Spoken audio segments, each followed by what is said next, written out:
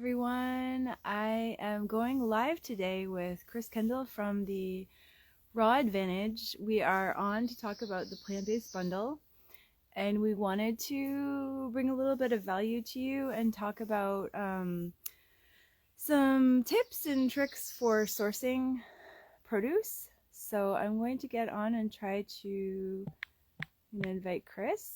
The plant-based bundle, it's an amazing deal. It's basically 150 creators from around the world that are specialized in plant-based nutrition. Hey, Hey, how's it Chris. going? How you doing? Good. How are you? Doing good. I got my fresh out of the bath man bun going on and Oh, feeling a nice. little rosy and good. You? I have my hat on because I have to get my hair cut. Oh, So it's like well, the opposite. it looks good from there. I mean, I probably could get my hair cut as well, and it's just a pretty sloppy man bun, but I'll here we go, get it all forward and fancy. At least it stays in place. It won't get in your eyes. It won't get in your mouth if you're talking. And so, No, exactly. My hair does have a mind of its own, so sometimes it does just kind of float around like I'm in the Little Mermaid. So nice. It's nice to see you. you too, been a little while. How you been doing? I mean, it looks really nice where you're at. I'm in Maine. Yeah, this is where I grew up. This is like my childhood home. So it's like the forest Oh, that's everywhere. the best. Nothing beats being in your childhood home, and I mean, being a forest with your childhood home. That sounds amazing. Yeah, it's really nice. But if I head inside, it's because the mosquitoes have found me. Yeah. Right now, knock on wood, it's like okay. Yesterday when I was on with Edith, I felt bad because I kept like swatting Well, we can just pretend that around. you're But doing anyways, energy movement exercises instead, just like yes, clearing. helping the insects dance. Like, oh, don't go away, just stay a little bit away. It's funny. I remember Happy Oasis. I haven't seen her for a while, but she was big in the raw food scene for a while, and she used to say that mosquitoes are little angels, and when she saw them like that, they never bit her. I won't profess to having the exact same experience, but I don't find that they bite me very much. That's great. Yeah, I mean, right now there are none. There are none. I don't know what was going on. Maybe it was like they were exceptionally hungry.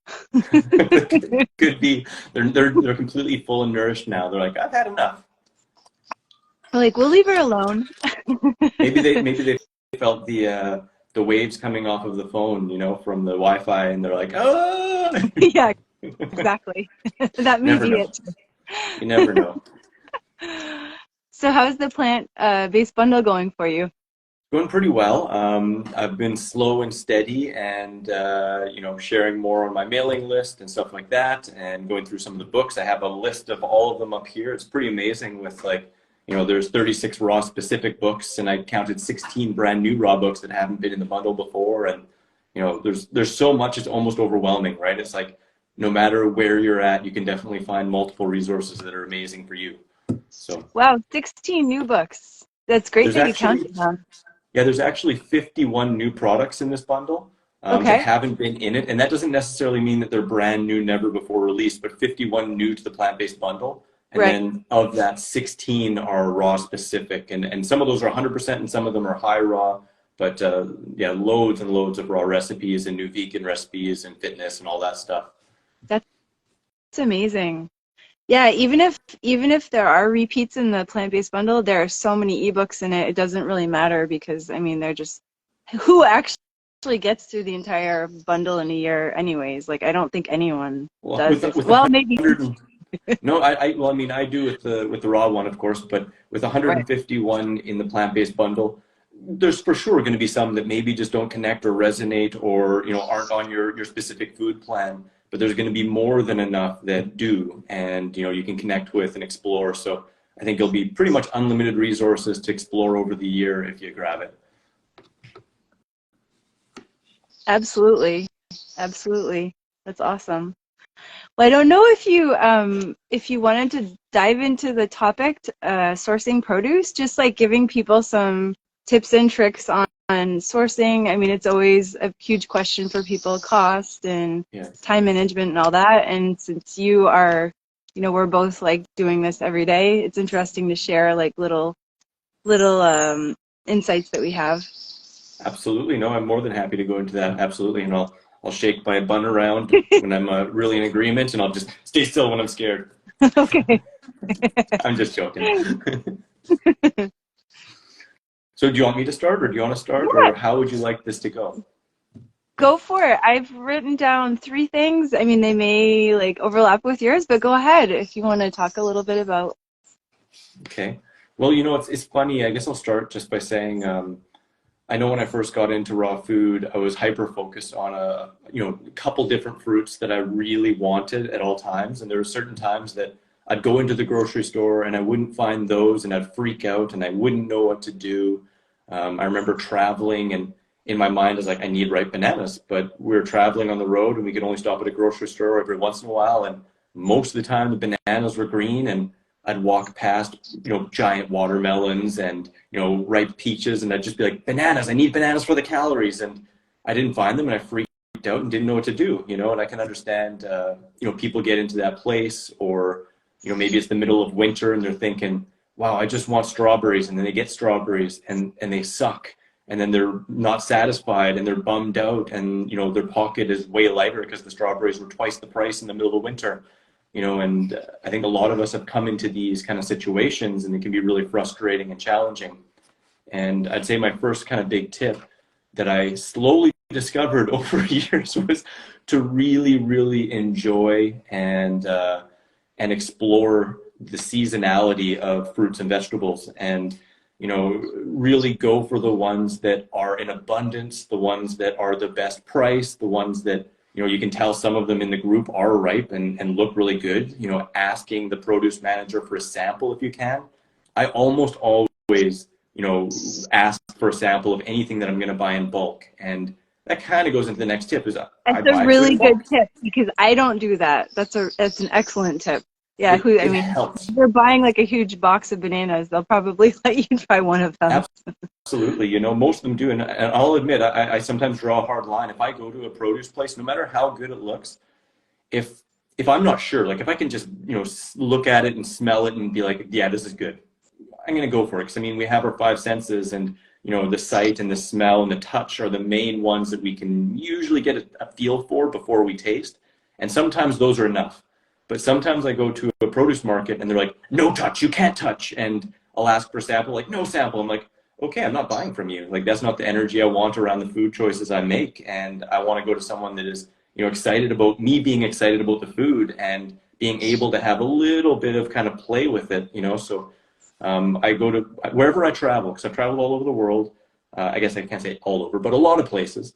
Hmm. And I like to be a fruit hunter. I like to go to different places, and I like to talk to the people who are in charge of the fruit, and ask them if I can get deals when there's stuff that's overripe, which is technically perfectly ripe. I'll find persimmons, be like, these persimmons here, like they're gonna go bad real soon. They're so squishy. Can I get 50% off? And they'll be like, yeah, like I'll give you a bag, pick out all the squishy ones. And sometimes they let you kind of sneak some that are gonna be perfectly ripe in a day or two, right? But talking to those produce managers and asking if you can sample is invaluable, because I know all of us have also probably bought a case of something and get it home and it doesn't ripen, or it just sucks. And again, you're bummed out and you wasted money, right? But if you can get a good taste, especially if you're able to kind of handle it, and that way you can really get a more perfect case. So maybe I start with those tips. You go into some of yours, and we'll jump back to me. How does that sound?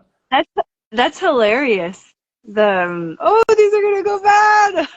I swear it's a Let good me one. take those off of your hands. Those you can't eat those. I totally do That's that, and awesome. especially with like persimmons and plantains, ones that Uh-huh. once they get ripe, people are afraid of them, and the grocery store often they end up throwing them out. So I go and I ask them, I tell them, like, and sometimes I also say like, look, like I'll buy all the ripe bananas you got. If you ever have them, here's my number. And they have like Banana Commander and my number at some of the grocery stores. And when they get cases that are like really ripe, they'll call me and I'll go pick up a case for 50% off, and Oh, I'm doing them a favor, so they want to call. all right. That's like that's your tip number one that I'm gonna try. I'm gonna give them my phone number and tell them to do that with me. It's great. They want to sell fruit, and a lot of the time it gets to that stage, and again, people are just freaked out of it. And if you can liberate them, you become a fruit liberator. Right. They love you. they want to cut their losses, so it totally makes sense that they'll be like, okay, like we can at least recoup our losses by calling the banana man. Exactly. And it's fun. I think it's fun to like play with it and play with the situation and talk to people and try different verbiage and see what works best and what connects with them and you know helps you fulfill your fruitful deed of being a fruit liberator. I think it's just a blast. That's great. Well, my number one on sourcing produce is along the same lines as yours. Even trying to like meet your local farmers and set up regular orders if possible. And so, I mean, obviously that depends on where you're living. If you're living in a city, you're unfortunately not going to get to go meet your local farmers. But when I'm back in Maine, I mean, there are obviously the larger stores I can go to get my produce. Mhm. And then there are these farmers that I know. So I'm trying to work with them as much as possible to buy as much from them as possible. And one Absolutely. thing that helps is setting up, like, say, I know that I want like 5 bundles of celery a week. Just send them an email like, oh, I'd love to, you know, get 5 bundles every week, every time I go to the farmer's market. And it actually helps them as well because at least they have some visibility on how much money they're making that week. And They're going to put it aside then, and then also you're going to be getting the best, freshest produce ever if you're getting it right from the local farmers. That's right. awesome. Yeah, That's definitely. And I mean, it also, I actually like mentioned this to you before, um, before programming our live, but it's also like if you're getting it from local farmers, even if they're not like labeled organic, a lot of them, you know, that are into producing quality produce are very sensitive to those questions and maybe producing food in an organic way, even though it's not labeled. So that's another thing that can be really interesting to do is like explore with a farmer, like, you know, how does your production happen? Like what products are you using on the produce?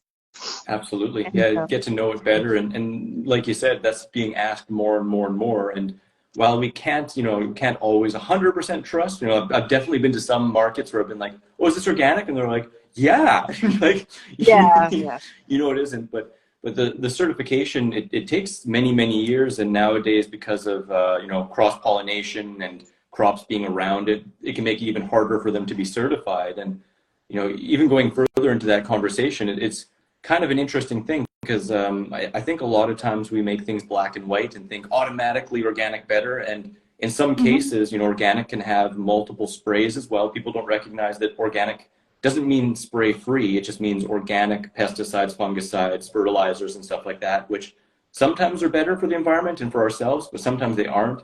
And Hmm. it comes down often to when they spray it because you know some conventional sprays they spray earlier on and In the then they get beginning. mostly washed off, and some organic ones and some conventional ones they spray very close to picking. So you know asking those questions and getting to know, and even calling, like sometimes when I get persimmon boxes and stuff or even date boxes, I look at the information on the box and I call the farms and I ask them their spraying procedures too, and Oh, wow, it's that's really cool. interesting. It's How do really good to people do. react when you do that usually? I mean, generally speaking, they're very kind and they're open and share at least as much as they're willing to share. And you know, in some cases, like what I found with persimmons and with dates, actually, it's not normal practice for them to spray anywhere near to harvest. Like they spray at the very beginning for the persimmons, and often they don't spray at all with the dates. And the date Oh, company actually told me that you know they don't spray at all unless there's an infestation. So they said that their conventional crops are the same as their organic crops. It's just that they're not on the certified organic land and they can't label them organic, but they offer both varieties. So and that was just with one variety. That was with Bard family, I believe. But you know, getting to know your produce, especially if you're finding that you're getting from one farmer or one place or one type of say mango or date often, call them. You know, it's fun and check out what they have to say. And you may learn something that makes you more stoked on it, or you may learn something that makes you want to find a different variety and talk to different people. right. Wow, that's wild. I didn't know that dates, like, in general, they don't spray them at all unless there's an infestation. That's good to know. At least that company, and you know, I would hesitate to say yes, that's Right, across the board with every company, right, right? right. And Right, that that's true. I think that's a cool point because you know, like we get the daily dozen, the clean 15 or the clean 15 and the dirty dozen, right? And a lot of times people think that's ubiquitous. Well, I can't say that word, ubiquitous across all produce, but no, that's from I believe American farmers in a certain area. And if I'm in Europe, it can be completely different, and from farm to farm, their practices can widely differ. And so it's again, it's not always black and white, but we have those generalities that are probably a good starting point, and then we can go deeper into it if, again, we find ourselves buying from the same places often. Right. And if you're also faced with a choice, two similar products, like two types of apples or two types of lettuce or whatever you want, it's interesting to look at those factors to try to make a decision. Absolutely. Definitely. Absolutely. Yeah, because it's not always the same, even during certain seasons or wherever we're traveling. I feel pretty lucky out here in Europe because they have a little more stringent, regulations and stuff like that. And some I I'm with you. notice. Huh? France has very strict regulations, so I agree with you. It's nice to live in that type of a environment. Yeah, it's wild. I know it's a little off topic, but like as an example, when I'm in Canada or the States, if I buy conventional grapes, especially when they're from places like Chile, I get actually a pretty severe reaction. Like I get stomach pains and my cheeks go really red and start sweating from my cheeks and my nose. So I avoid those, completely, unless basically it's in a fruit salad and being served somewhere. Maybe I'll have some. But out here in Europe, one, I don't really find organic grapes, but the conventional ones I get zero reaction from. And so I don't really worry about having those as much because it doesn't really affect me. But that goes into a different subject maybe we'll get into later. Yeah, definitely. How about you? Do you have another tip for us? Yeah, another good tip. Something that I generally do, and I'm kind of a thrifty shopper. In all the places I've traveled, in general, I find that I can thrive on this diet for $5 to $15 a day. That's generally speaking how much I spend. Five. And sometimes it's less. Oh, okay. Yeah, sometimes it's less. Like when I'm in Costa Rica, and I buy a raceme of bananas for like $4, like 100 bananas for $4, and I eat half my calories from bananas. Well, that brings my breakfast down to like less than $1, right? So that makes it easier to meet that $5 kind of goal. And I do more wild foraging, which technically is another tip as well. Learn some of the plants in your area, really research it so you're not eating some random stuff thinking that is what you think it is. But doing some foraging, whether that's greens or fruits, that's a great way to reduce your bill. But again, yeah, I generally spend $5 to $15, and part of the way I do that is by utilizing my first tip to really focus in on what is seasonal, at least in my hemisphere. And that's kind of my caveat to that. Like optimally, it's within your area, but if you live in Saskatchewan, it's crab apples and some berries for a very short period of the time. And the rest of the time, I'm looking at what's ripe in my hemisphere. And when it's ripe, it's less expensive. And so I usually try to spend less than $1 to $1.50 per pound for my bulk items, so that the biggest amount I'm getting for a really good deal. And then the other stuff that is a little bit smaller quantity, or I just eat on occasion, I'll go above that. But in general, I still try and keep it under $2 a pound for most of my stuff. So that allows me to also have that extra kind of Skrilla on the side to splurge on that case of mangoes that's $4 or $5 a pound when I really want to, without any second thought. And some people might be in a different situation where they don't give it a second thought at any time, Right. But I've always been in a position where that's been my norm. And even when it's gone out of that, it's kind of become a habit, and it saves me a lot. And the last one thing I'll say there too is I usually also just make sure that usually half of my calories are coming from a pretty sweet fruit that is generally less expensive when it's in season. So again, that's going to be like bananas often, but it's going to go into persimmons, and it'll go into dates, and it might even go into jackfruit if I'm lucky in traveling, or other stuff like that, right? But getting a bulk of your calories from a 70 cents, 50 cents, dollar per pound kind of food source drastically reduces the bill. Absolutely. And you're a big man, so just to give people an idea, how many Thanks for noticing.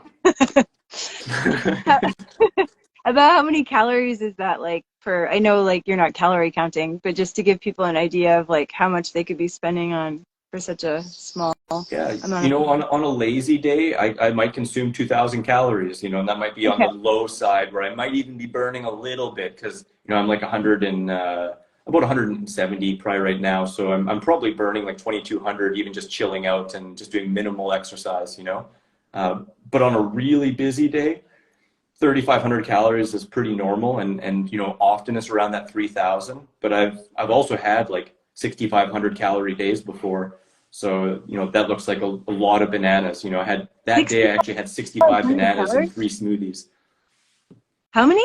65 bananas spread across 3 smoothies. Oh, But wow. but I will That's I will intense. say with that it was an extremely busy week, and that was in the middle of it. And the cool thing is, like, the more active you are, your appetite and your digestive flame just heightens and heightens and heightens. So when I was like on day 3 of, like, 8 hours of activity for multiple days, that felt totally normal. Like, I'd eat a 2 liter smoothie and I'd be like, I want more. Like, I genuinely desire and enjoy more. So I fill it up another half liter, and that ends up being basically, 3 liter smoothies or close to that. So, but that's definitely not my norm. That was an Right, extenuating circumstance. right. Well, that's a good moment when you want to be negotiating those bananas down to a buck or well, less 50 cents a pound. Yeah. So I've had cases of bananas given to me because they were just ripe, and they're like, oh, just take them, like, in multiple countries too. So you never know when you get Wow. to know that produce manager and you let them know that you'll buy all the ripe ones. Sometimes they'll give you crazy deals. Like, I've gotten also like 19 cents a pound, 49 cents a pound, and it's awesome. That's fabulous. That's a great tip. Yeah, I along the same lines, I wrote down buying in bulk, you can buy a lot for less money. And what you can do is when you stumble upon that great deal, like mono meals, that's a great way of, utilizing all of this fresh, ripe produce that you've just bought, Absolutely. freezing, obviously, for smoothies, or even I know use the technique in with your stews. You take the vegetables and then you freeze them and then you dehydrate them. Yep. So that's Yeah, do another way. both. Yeah, That way, yeah, when you buy lots, if you have some that's going bad already, nothing goes bad. exactly. You've basically caught it at the perfect moment. Exactly. Yeah, just freezing it in that moment of time to visit later. Cryogenics. Yeah. Um, and then dehydrating, like that's another great way of. I mean, I have a weakness for banana pancakes, so it's like if you're buying like all these bananas and maybe you can't, freeze more because your freezer's already filled, you can. I love to blend up bananas and put those in the dehydrator and not dehydrate them totally, but just enough to make that crepe Me banana too. pancake. Yeah, they're so good. The texture is just amazing. It's like so ridiculous, hey, and so sweet and like so filling too. If you're having a hard time getting enough calories, like, boom, that fills you up. Sometimes when I'm lazy, I just peel the bananas and put them right in there and dehydrate them overnight, and that's so dang easy to just pound back like 10 that way too. Yeah. Yeah, my kids really love that, and I feel like it's an easy way to get them a lot of calories in the morning when I'm like, we have to go. We have 5 minutes to get to school. Here, have all There's these not banana obviously. marshmallow sticks. Okay. I mean, obviously, it's better to give them time to eat in the morning, but let's be real here. When you have 3 kids that don't want to listen, No, the banana crepes and dried bananas are a great way of getting them calories. absolutely. And they taste like candy. I mean, it is nature's candy, a little bit condensed, right? So it's just like I double. think he's come back on Part for some reason. two. Yeah, part two. A little break. Yeah, sometimes we So, need that. exactly. Someone asked how many hours you sleep on average. Jim, That's a Jim good Tibbet. question. I love sleep. I'm big on sleep, and I've structured my day in a way that I can sleep as much as I want. So I definitely go by the adage of, if I don't feel like rolling over, or if I don't feel like rolling out of bed, I roll back over and go to sleep more. And I'd say, generally speaking, it's rare that I get less than 7 hours, and it's common for me to get 8 to 9 hours. And if I really need it, I'll get 10 or more if I'm like training and really needing that extra recovery. But I'm most happy getting at least 8 hours a night. How about yourself? I'd say about but I sometimes I do get 5 hours of sleep if I'm working a little bit late and then my kids get up early in the morning. Do you Right notice it a after lot when you get 5 hours? Like, do you notice a big difference? I feel like I'm able to hold up for a few weeks on 5 hours of sleep if I'm eating well, like Yeah. consistently, like eating like lower fat on days when I may eat a little bit higher fat, I definitely feel a difference. I feel like it's more with the eating that I feel a difference than it is with the sleeping. Yeah. Yeah. But I do feel my best when I get about 7.5 hours. But Yeah. it's No, just sometimes it's hard. We're in a little different situations when you have a couple munchkins running around. You have even more reason to get up. Yeah, well, I have three boys, and my twins are 3.5, well, three, almost four, and they're like, God bless their hearts, they're wonderful kids, but they are I intense. saw those wide eyes for a second. It's kind of hard to say like, uh, twins, mommy's sleeping. Can you just make breakfast on your own? It's a little bit harder. So I understand that for sure. Well, I can actually leave them fruit, and they can Yeah. actually like go get fruit, which is awesome. That's like Yeah. a great thing with them. But it's more like they're just drama queens, so drama kings, whatever you want to say. Yeah. So Yeah. Drama it is what people. it We is. prefer drama people in Canada. Drama people. Oh, that's more, yeah, that's more PC, right? Yeah. Drama people. Yeah. Little drama people. Yeah, exactly. Yeah, I don't remember who it was, but they called kids drunken midgets, and that's probably the least PC thing that I could say. So we'll rewind that and pretend it didn't happen. Well, I actually mentioned that to my partner when he was like losing his mind. I was like, Vincent, when you go crazy, just imagine they're drunk, and that'll help you get past it. And Yeah, it actually helped him. He's like, oh my God, that does actually help me a little bit. I don't feel like yeah. I'm throwing them out the window. They're always in drunken euphoria, just like exploring and fresh. Like wow, like it Exactly. does give a little bit of extra pause and compassion and patience sometimes. Definitely. Definitely.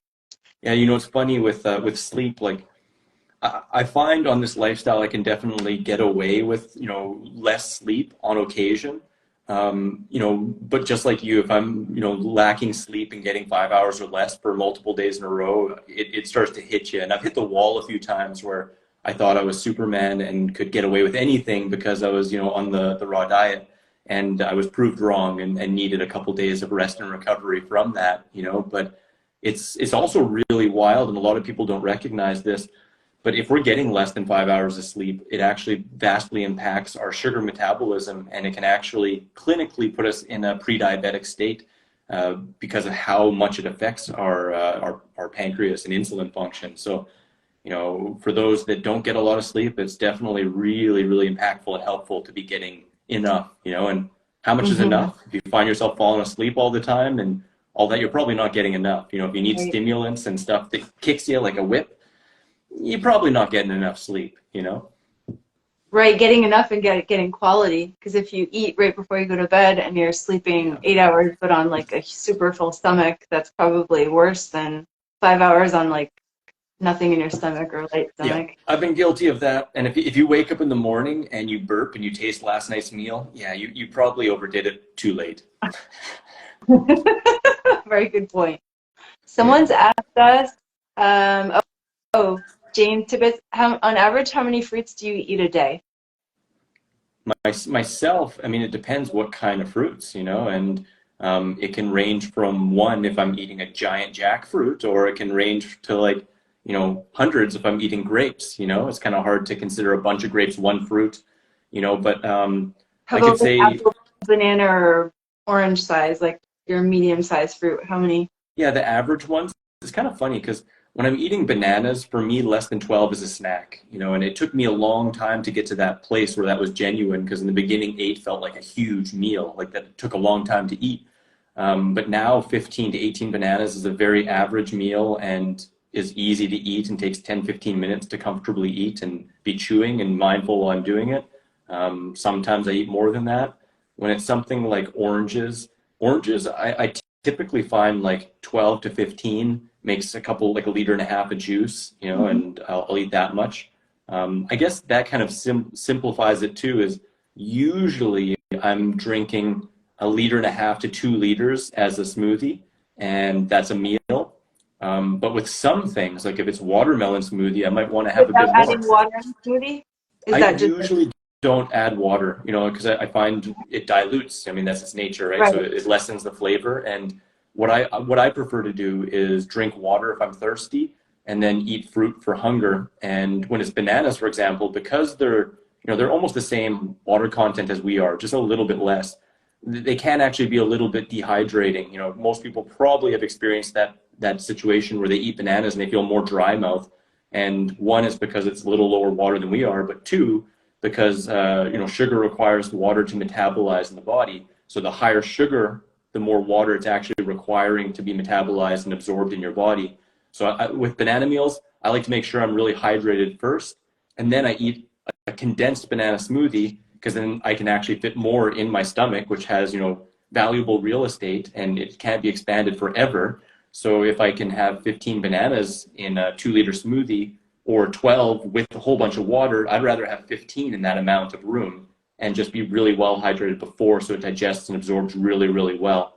Um, yeah, peaches, all those things, same kind of thing as oranges, like Mm-hmm. eat them until I'm totally full, and it's usually around a dozen or so. But it really depends also how sweet they are. If they're really sweet, they're going to need more calories and I'll need less.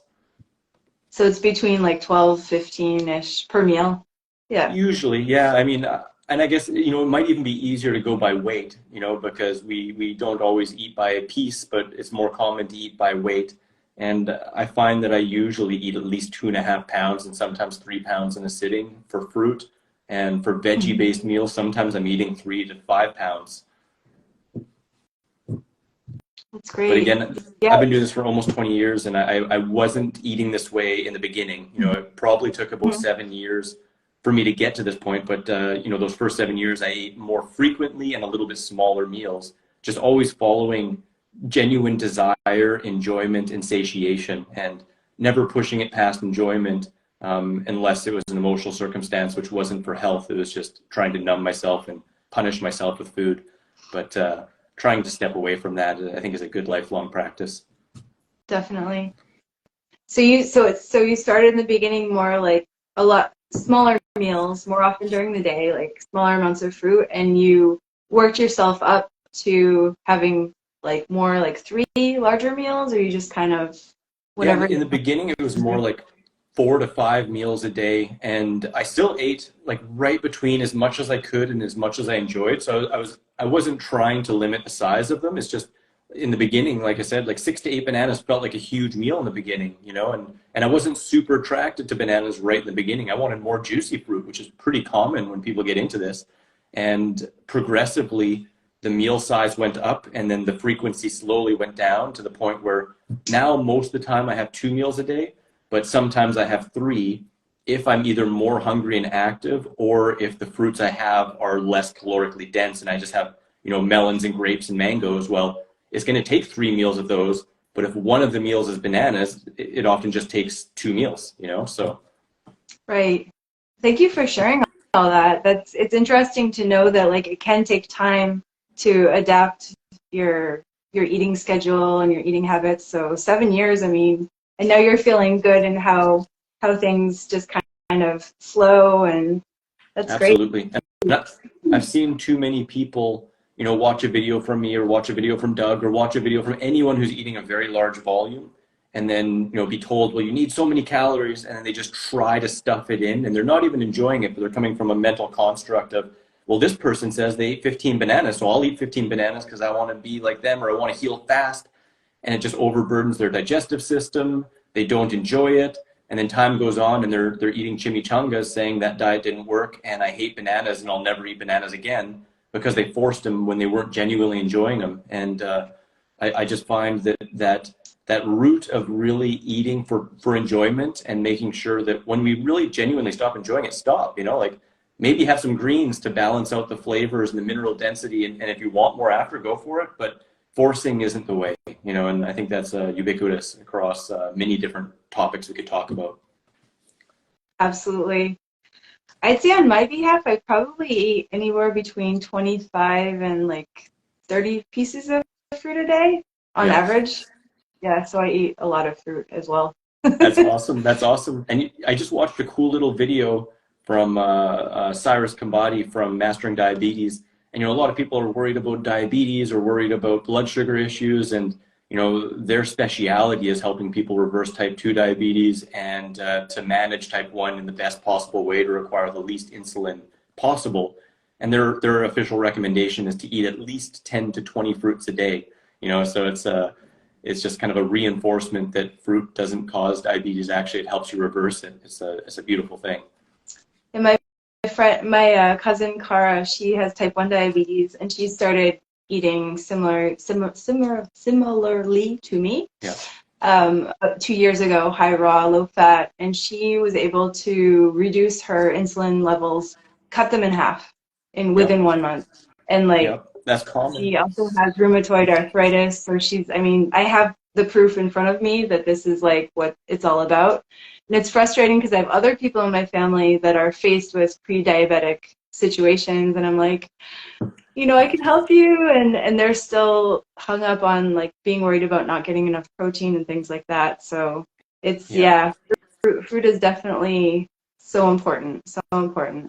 Absolutely. And I think that's one of the harder things in living this lifestyle, is seeing other people not choose it, and more clearly seeing people create the issues that they're suffering with, and being resistant towards it because they just feel like without those crutches or without those favorite few foods, they wouldn't be able to live, and it's like, man, you don't know how truly vibrantly you can live and how much life gets better when you start filling yourself up with these amazing foods and letting go of those foods that just slow you down and break you down, and it's challenging, but everyone's walking their own path, right? So I think the best we can do is Exactly. just be an example.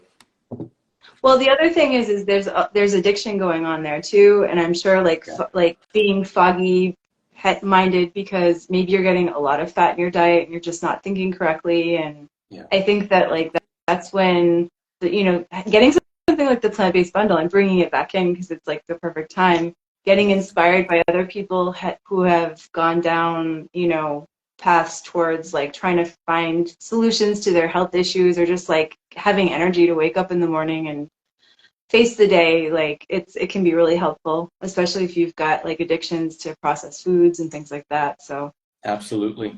Yeah. And learning more about that in the process of that, there's a really good book called The Pleasure Trap, which really explains that kind of addictive process and why it's perpetuated and how you can break that cycle. And, knowledge is definitely power, because when addiction is just like a concept, we're like, well, I just have to do it. But, that can be a lot harder to give up on. But when you really understand the process and recognize these companies are doing it on purpose and it's not to our benefit, and it doesn't take that long to break free from those things. It's like we can either have a longer drawn out pain that has a really painful end, or we can have a little bit of pain in the short term to break free from these chains and live a more vibrant life that brings us health assurance instead of relying on that health insurance all the time. So it's I think it's definitely well worth it, but it does take some grit, and usually it takes an impetus, right? Most people don't get into this unless they have a big disease or an accident, or right. yeah. So, but yeah, this is a great, like you said, this is a great opportunity to be inspired by tons of other people who have been on the same path and broken really intense addictions, and lost hundreds of pounds of weight in some cases, or overcome major illnesses or degenerative diseases, or just studied nutrition and were just like, boom, this makes sense, I got to do it. And you can get all those angles and arm yourself with really good information and inspiration. Definitely.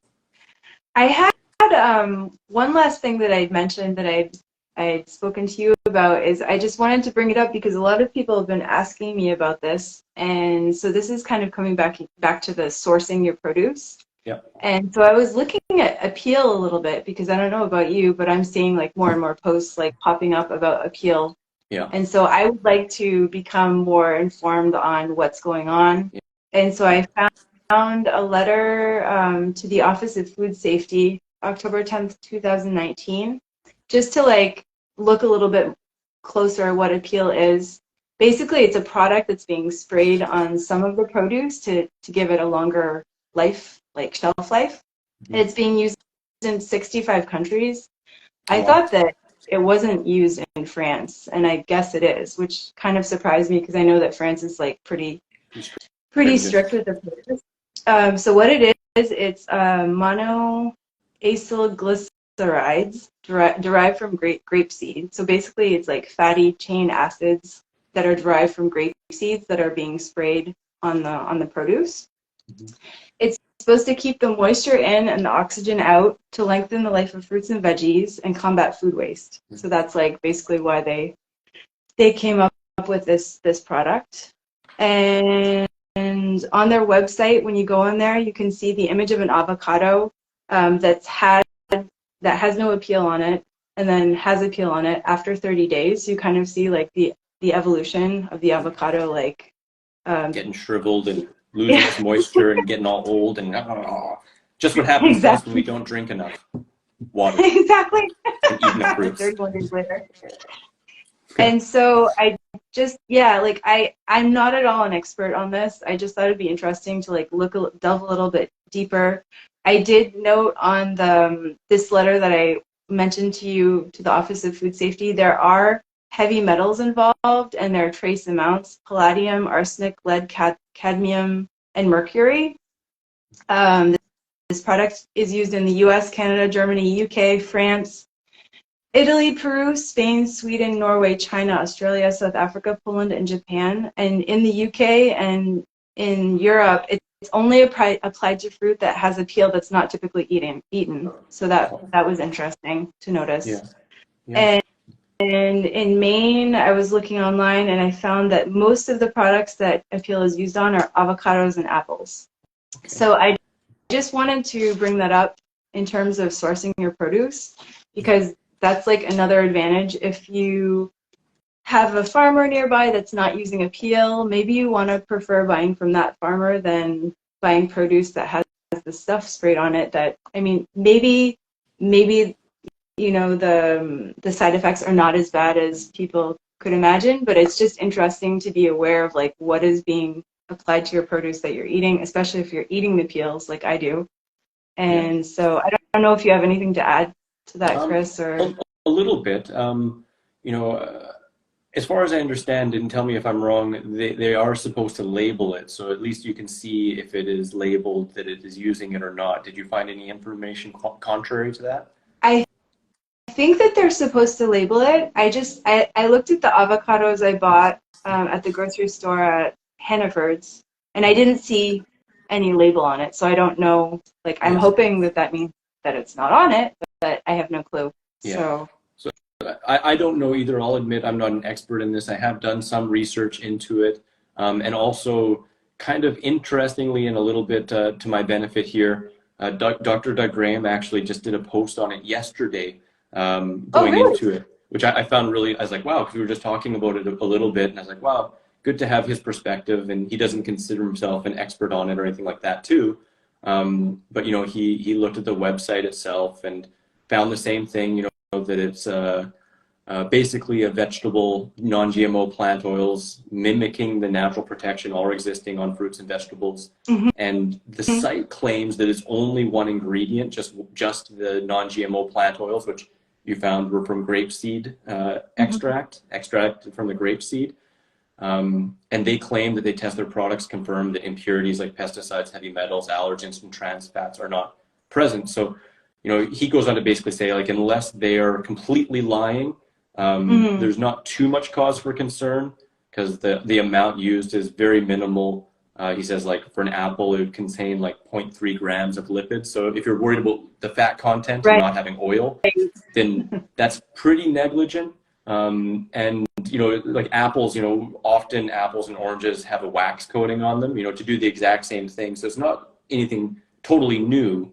But that said, do I trust the website 100% unapplicably? You know, no, you know, so I'm not saying that that is the divine truth and there isn't anything else in there or any cross-contamination, because possibly even in the processing of the grape seeds to procure the oil, that could be where some heavy metals or other things could potentially come into play. So That's what I think is what happens because they have to use solvents. So yeah, there are like solvents involved that also. Mm. and creating bleaches, or they can use bleaches in those processes to make oils and different stuff like that, like chemical processes. So I don't know the full process, you know, and I wouldn't be reaching for apeel products myself either. But if I can peel it, I may not be concerned. But again, I'd reach for the others first myself. Right. But it, you know, that kind of gets me into something else that I think is kind of interesting to go into in today's, you know, fast information age with social media and fear marketing. You know, oftentimes things are made to be black and white, and someone may say something and a bunch of other people just jump on it and expand upon it and, you know, bring up even more fear and more conspiracy around it. And, you know, I definitely know that there is conspiracy out there, and I think there's conspiracy out there that you know, a lot of people wouldn't really believe in. But oftentimes, I think when people get into this, they start to see conspiracy absolutely everywhere, and again, kind of see things in black or white. And you know, a fitting phrase that I love from Star Wars is, you know, if you talk in absolute, like only the Sith talks in absolutes, you know. And I just found that to be a really funny phrase. It's like usually there's some gradient there. And Yeah. while there could be some sinister things behind this, there could also be genuine desire to, you know, keep food lasting longer so there's less produce waste and more people can have access to good quality food. So I like to see possibly the good and the bad. And at least from their website and the available info, it doesn't look like it's as bad as some things I've seen online, like it's the devil and never touch it and you're going to die and they're poisoning us and putting vaccines in it. I can't say, and Oh, I'd like I to. haven't seen that. That's wild. Yeah, I've heard a Yeah, no, bunch of stuff like that, and you know, I would like to see more independent testing from trusted Mhm. places. You know, because there are some places that do independent testing, but you can tell that they market based off on fear, and sometimes make things even more one-sided than other. So again, in this age, it's kind of challenging, you know, to really get the truth. But just like both of us have been talking about, if you can talk to the farmers and you can source the stuff that's as natural as humanly possible, and you know, grow some of your own, and pick as much as you can, and then just let go of the rest, you know, and just do the best you can and try not to worry about it, you're probably going to be doing pretty amazingly, you know, because this lifestyle is the most detoxifying or detoxifying supporting way of living. So even if we do come into contact with some stuff, we're going to be better off than those who, you know, are eating the really condensed animal products and processed foods that are also laden with things that you probably wouldn't want. So I hope that also kind of brings another side to it and hopefully drops a bit of concern. But again, awareness and knowledge is key, right? And doing what feels Yeah, best to you. I totally agree with you. I think that things are not black and white, and it is like tricky when people start, labeling things that's bad, that's good. And so I agree with you. I think that like I agree that there should be more testing done on it. Yeah, And there probably is a lot of good intentions behind wanting produce to last longer. But if you go plant-based, then yeah. that will be helping the planet even more, in my opinion, by not eating. So hopefully this plant-based bundle will have a nice positive wave impact to all those that buy it, and share your information with your loved ones. And Absolutely. I'm confident it will. I mean, it's definitely a powerful wave with a lot of people who are really passionate and purpose driven behind it. And, you know, there's so many different perspectives and so much different information that at the very least you're going to connect with some people, and, you know, can be new support systems and otherwise just new recipes and fun and fitness tips. So I think it's definitely a valuable resource for sure. definitely. Awesome. I don't know if you have anything else you wanted to talk about, like your favorite books in the bundle or books you haven't Well, read but you are looking forward to enjoying.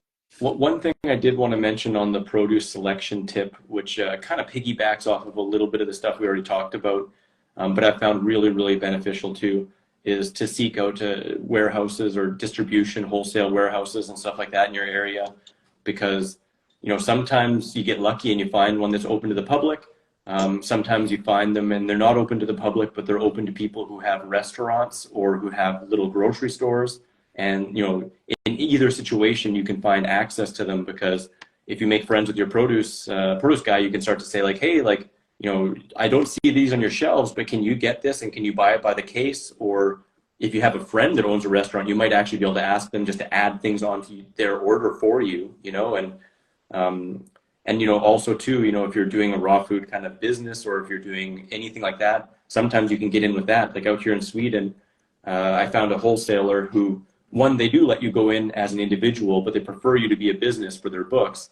And I'm, in the tax system here as a health coach, and that was actually sufficient to be able to go in there and put in their system and have it, as a tax write-off as well. So all that stuff can be really beneficial. And when you're, buying wholesale, I mean, it cuts the cost down even more, because then you're cutting out the middleman of the market, right? So you can get really cheap deals on whole cases of food, and that really helps a heck of a lot. And how did you find these warehouses? Like, did you just go online and like look up wholesale fruits, or how did you find In them? in some situations, I found them by looking online just for fruit or produce wholesale. And I've called different ones in different cities I've been in, and sometimes there's like, nope, it's not for the public, and others like, yeah, no problem. In other situations, like the one out here, actually, I found it on Facebook. They were advertising on Facebook, and I was just like, what, and blown away. Another time when I was in Los Angeles, a friend's friend owned a restaurant, and they told him that there's like this giant wholesale, and it turned out to be the Los Angeles wholesale market. And then I just went there, and they allowed people to go by themselves, as individuals, so it's a little bit of this, a little bit of that. But the other way to do it, of course, would be to reach out to other people doing this in your area and talk to them and see, like, where have you found the best deals, and have you found wholesale, and bring that conversation up, because there's power in numbers, and the more people you connect with, the more likely you're going to find amazing deals, and know that, oh my gosh, in July, this one Indian market has the best, mangoes, because they order them direct from India, and they're amazing, and you start to know the seasonality and all the different things and little teeny treats you might not know if you're just going to, Whole Foods, or just going to Safeway, wherever you are, to find your stuff. Hmm. Yeah, I mentioned this to you the last time we did a live. I love fruit stock. If you live in France, anyone living in France listening to this, like, you should definitely use fruit stock. It's an amazing like co-op where basically you place your order and everyone local gets the order delivered to, in one spot, and the prices are crazy. Like, they're just, and they're such good products. Like, a lot of them come from Portugal and Spain, and they're just like, I got a whole case of star fruit for like $19, I think, like a Dang. huge case of star fruit. Yeah, it was really crazy. And passion fruit, I got a case for about 25 euros, like a Yeah. huge case, like I think Yeah. 5 kilos. That's So the best. yeah. It's the best when you find those kind of places. And that brings up two things that I quickly want to mention if you have the time.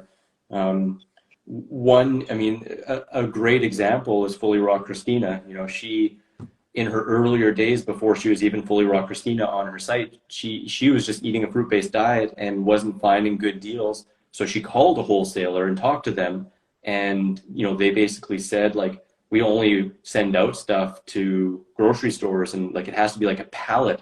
And so Mhm. she said, well, if I can get a pallet put together, will you give me, a pallet every week?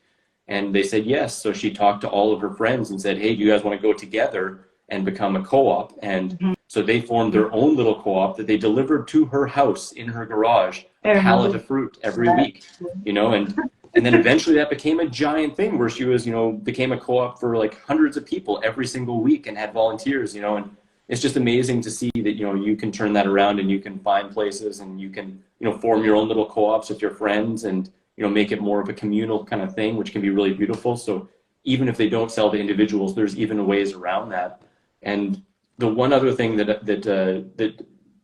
just you mentioned that I wanted to mention too was star fruit.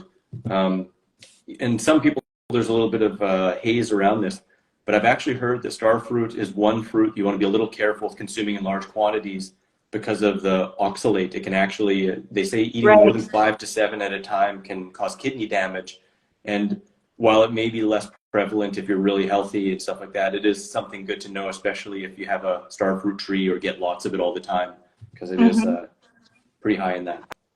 I actually did see that as well. So yeah, I wasn't eating Eating that many days, thankfully. I've sat Yeah, under well, I've sat I froze a underneath lot of them. I You froze a what? lot of them that way. I froze a lot of them that way I could put them in smoothies kind of over time. I've sat under starfruit trees before. At the Farm of Life in Costa Rica, where I often do my retreats, they have a starfruit tree right near the kitchen. And when it was blooming, I've sat under that and pounded them back and eaten tons. And I haven't died yet. So maybe Okay. it's not totally true, but at the same time, there's enough information. And apparently, in countries that they grow, they actually even have warning labels at some places, and it's fairly well Mhm. known. So I'm sure there have been some people that have had issues with it, but good to share that. Mhm. Definitely. Definitely helpful to share that. Yeah, I love the idea of the co-ops. That's a really good idea, especially if you're Springing up. living near, friends that are on the same wavelength, or even they may not even be on the same wavelength, but you can get them on the wavelength. Like if you show them the quality produce that you can benefit from. So Yeah, and get way better deals, right? I feel really lucky. I have some friends out here where we go to the wholesaler together and fill up the entire car once every, 7 to 14 days, and it really helps a lot. And like you said, even if they aren't into this totally, a lot of people like fruits and vegetables. Most people do, and if they can get half of a case worth instead of one box, one small box for the same price they would go into the grocery store, it's a no-brainer once they see that. absolutely, absolutely. Well, thank you so much. So yeah, we've got a lot of tips here. Thank you to everyone for listening in as well. Do you have anything else you want to add, Chris, or?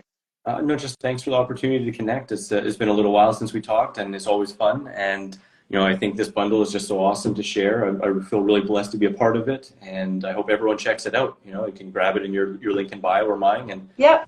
there's like we said, there's like ridiculous amounts of resources. And it's crazy. Like Lissa Roth of Romance, I think she has 6 of her most amazing books in there, including her newest one about the wraps. And you have your smoothies and spice, and I got my 21-day meal plan, and like there's so many amazing resources in there for raw foodists, and there's lots for vegan and lots for fitness and mindset, and it's And just pretty children. And ridiculous. yes, there's something for everyone. Yeah, yeah. If I could have had Absolutely. this 10 years ago or 15 years ago, I would have been dumbstruck. So we're in a pretty powerful place with the freedom of information and so many people coming together to try and share their message. So it's really awesome. Definitely. Well, thank you for your expertise and all of the super, super helpful knowledge that I'm sure people will, have going on in their minds, like, oh, how am I going to be sourcing things? And like, yeah, it's just really inspiring to have you on and talk Oh, about all that stuff. well, definitely fun batting it back and forth with you. You have lots of knowledge too, and it comes from the application, right? It's like as we try this stuff out, The and past. like I said in the beginning, yeah, and passion, right? Like we learn through falling over and spending too much and eating crappy produce that we don't want because we paid for it, and it just gets refined and easier as time goes on. And I hope that these tips that we shared makes that even faster, expedites people's progress. Definitely. Thank you so much, Chris. Thank Good you so luck much. with the bundle, and we'll be in touch. Sounds good. And Much love thank from you, Sweden. everyone. See you guys. Love from Maine. Bye. Bye-bye. Top tricks and tips for selecting produce with Alanna at Natural Minta. Grab your free raw recipe app, available on iPhone and Android with over 100 free raw recipes, common fruit and vegetable calorie breakdown, freaking raw, some food combining chart, shopping cart function, and so much more.